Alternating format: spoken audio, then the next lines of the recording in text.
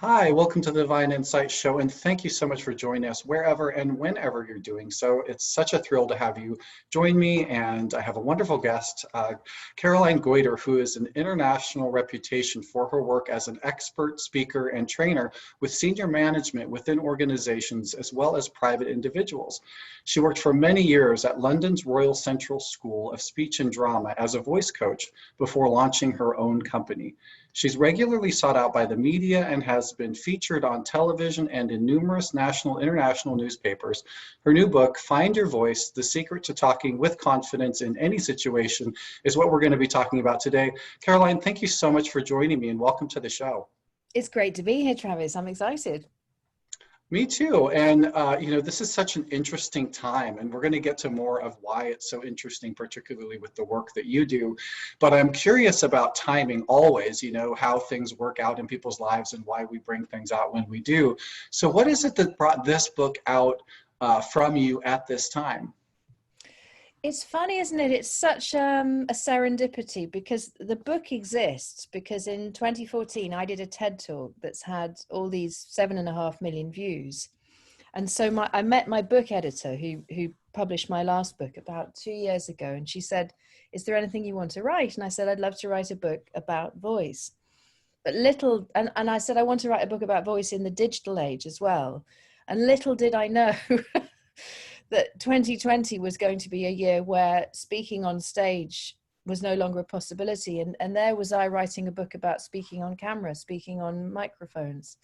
So it's funny how we pick things up, isn't it? And I just could see that people were struggling with Zoom calls and they were struggling with podcasts and they were worried about their voices. And I thought, wouldn't it be interesting to update this, what we know as voice coaches for the modern world? And here we are in 2020. So fascinating as well. And for those of our audience that might not know what a voice coach is or does, could you share a little bit about what you do with that and when folks might know they might need one?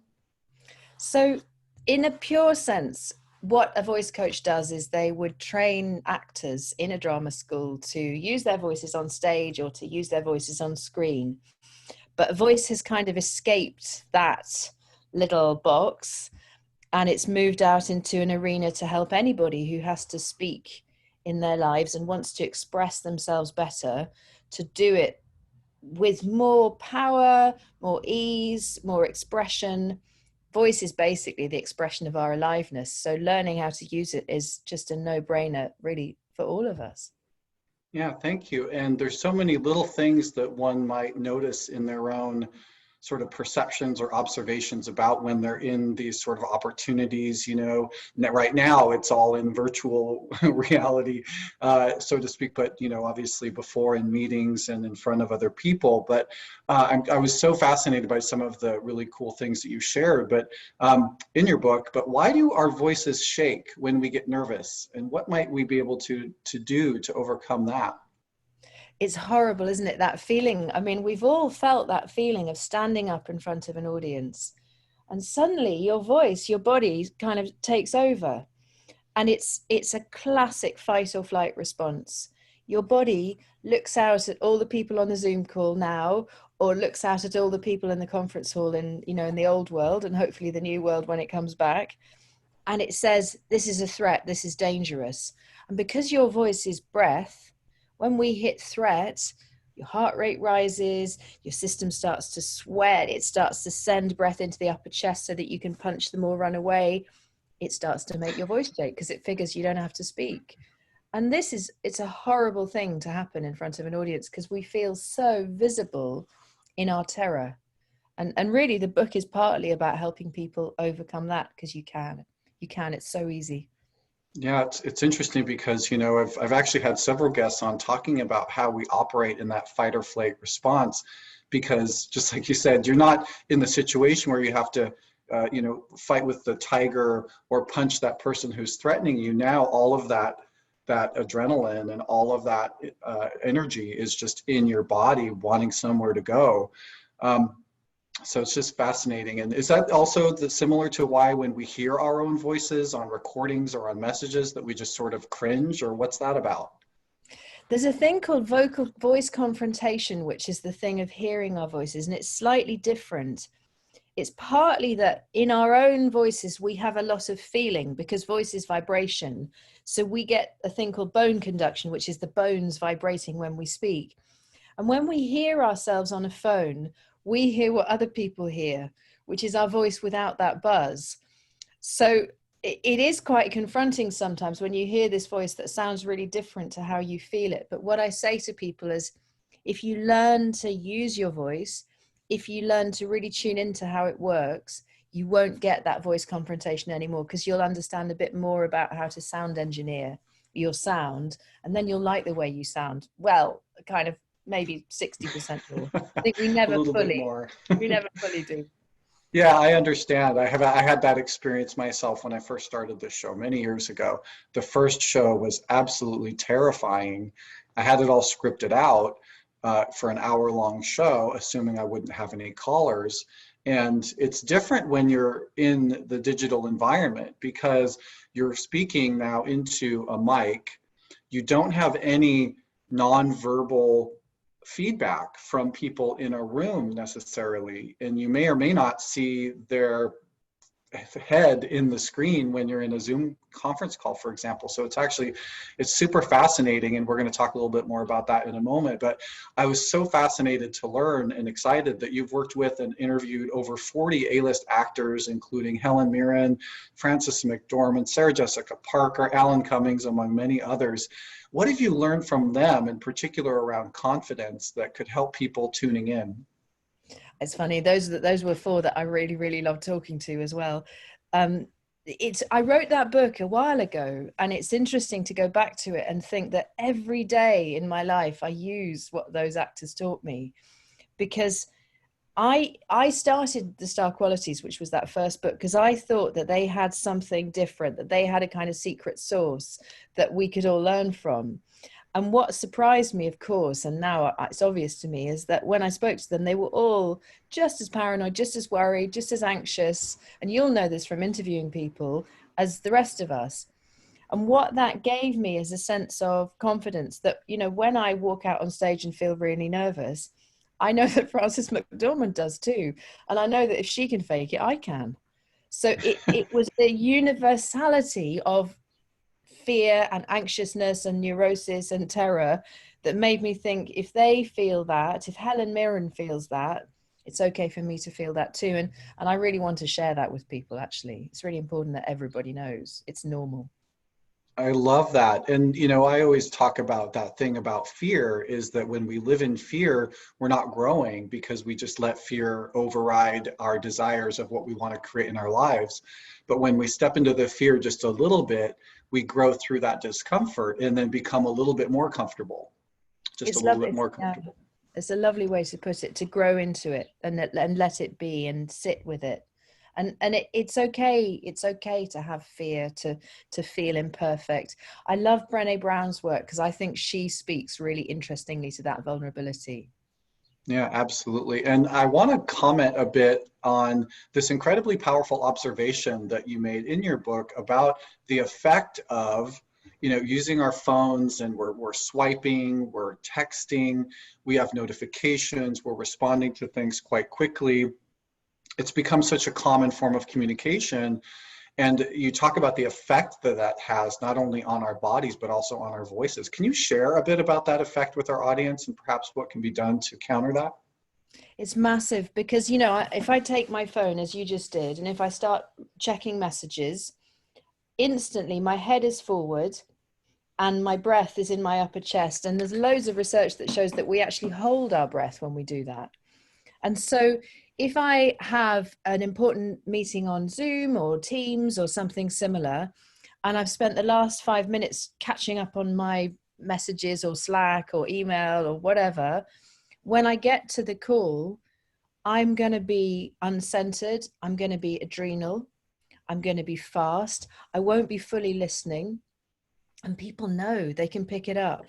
So I go back to what actors say, which is that, you know, before a meeting, before a call, don't check messages, turn off your phone, take a bit of time to sit back in your chair, or even better, to move, get your breath low and wide, get your posture nice and straight. You know, I sing. I spent the 5 minutes before this call singing because my poor neighbors, right? I'm not a good singer, because it's a way of just releasing your voice, getting your breathing centered, and looking after the parasympathetic nervous system.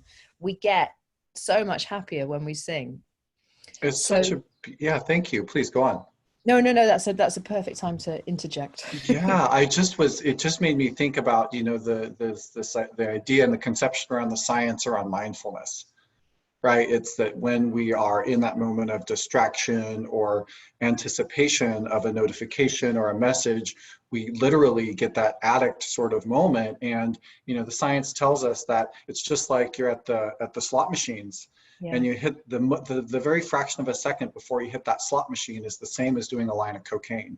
yeah, The brain does the same thing. And so every time that addictive sort of patterning comes up, now you're not in your body, you're in that activity. I can actually feel it now. I feel that. I think I'm empathically picking that up.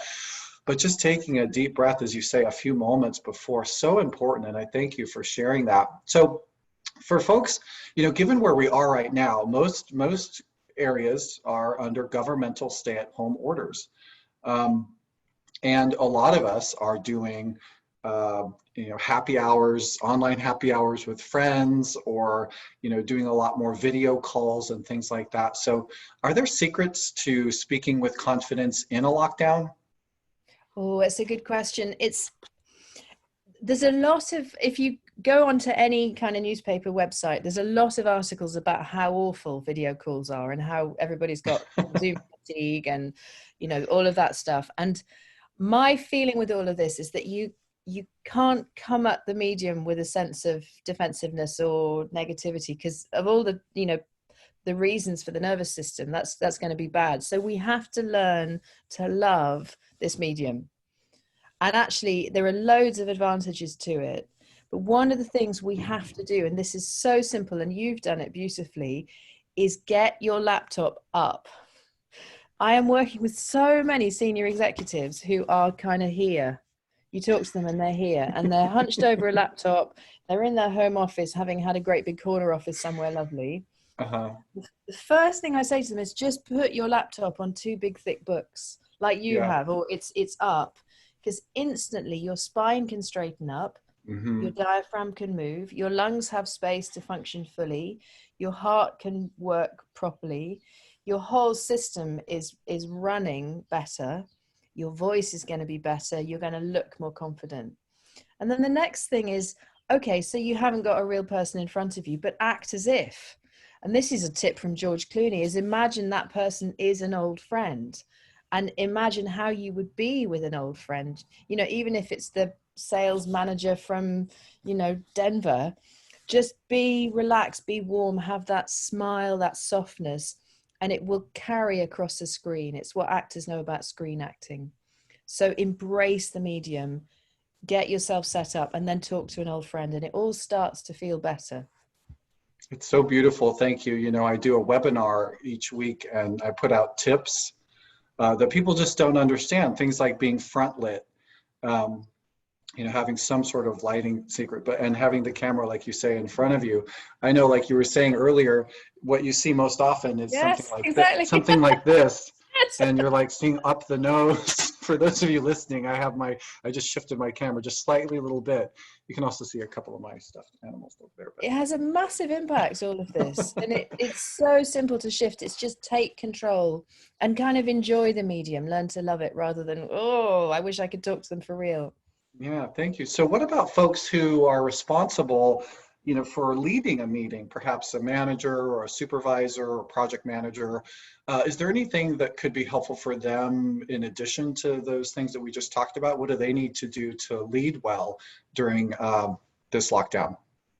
There's no escaping the fact that if you are leading on Zoom, you are basically a kind of TV news anchor, right? You are anchoring a TV show.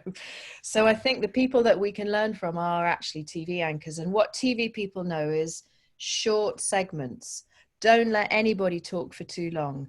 Structure the content really tightly. Know what the intro is, know what the outro is, know how you're going to hand over to people, know how long everybody's got, and don't let people run on too long, because they will all start checking their messages. You have lost them. So make it really segmented. Energy, watch your favorite TV news anchor, model their style within reason, and own the medium, have fun with it. Yeah, thank you. So great. Yeah, and I think it perfect, like managing minutely. Such a great tip. Thank you. So what about folks that just might feel discomfort around that? What around participation in a video call? Is how can folks learn to speak up or perhaps stand out without feeling too incredibly self-conscious or loud? I think and this is much harder for introverts, this whole thing, isn't it? That for extroverts, I think Zoom is a more natural medium. For introverts, you don't get the same cues that you would in a face-to-face meeting. You can't see who's really engaged. You can't tune into what's happening. So what I would say to introverts in particular is listen, don't stop listening, because you're going to know what to say if you've been really tuned in and listening. That means not having too many calls. So for an introvert to have 8 Zoom or Teams or whatever calls a day, that's too much. Make sure if you're talking to people on video conference that it's a real face-to-face meeting. If in the old days you would just have had a phone call, have a phone call. And then once you're on the call, once you've made sure that this is a good use of your focus and attention, have a really clear intention, something you want to change by being on the call. So maybe I want to get them to sign off on this deal, or I want to flag that this piece of creative work needs tweaking. And if that subject comes up, speak up. Don't overthink it. When you speak up on a Zoom call, it's difficult to get into the conversation, partly because it cuts out when different people are talking. So treat it like driving in city traffic. You might have to nose your vehicle out into traffic and let a few cars go before you then speak, but don't just back off, because you'll never get out into the traffic. Just nose out, wait, and then push the car out into the center of the flow of traffic. That's how you speak on a Zoom call. You've got to own it, or people will just talk over you.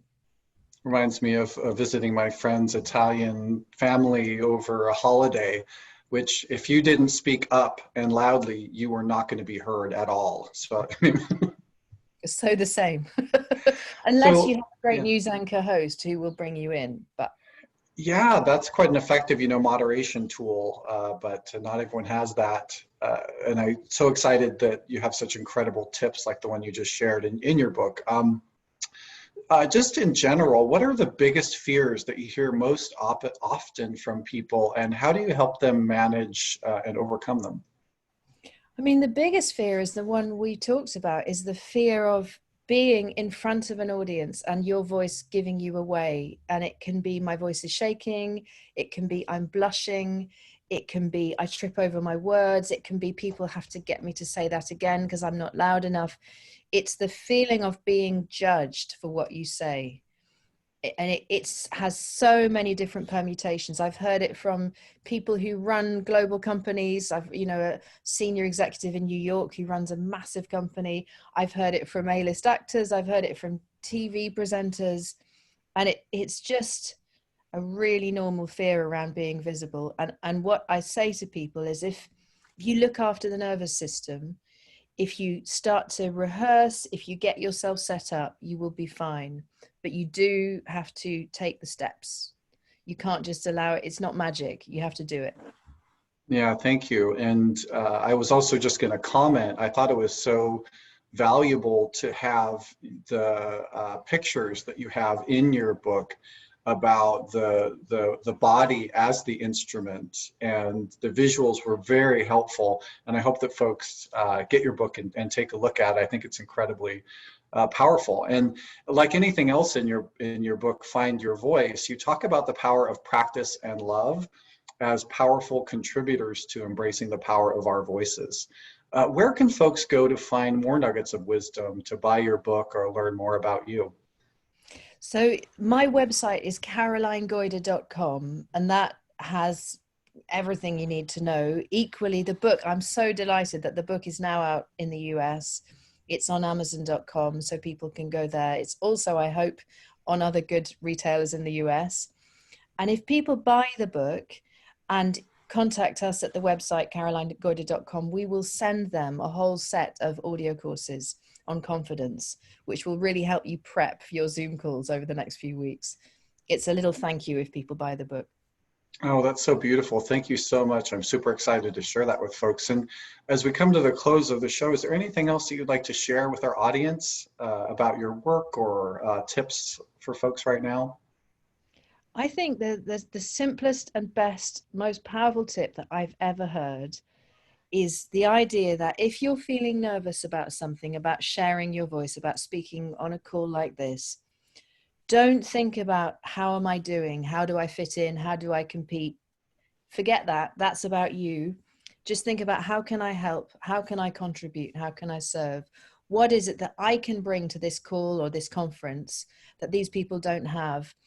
And in that, you let go of having to be perfect. You let go of having to be polished. You just show up in service. And I think when we look at our political leaders at the moment, we know in the UK right now who is showing up in service. You know, in the US who's showing up in service. And when they do, we forgive them everything, because if we help, if we contribute, that's all that really matters, especially now more than ever. So beautiful, thank you. And it's always for me to acknowledge the inner saboteur ego that tells us all this illusionary lies about the value of our contribution or the effect of our voice or our value, things like that. So I just really, really appreciate that incredible wisdom for us. And I want to thank you so much. It's been such a pleasure and fun to have you on the show today. It's flown by. Thank you. I've really enjoyed chatting. So thank you. Great questions. Yeah, you bet. And thank you all for watching or listening. You've been paying attention to the Divine Insight Show, and thank you so much.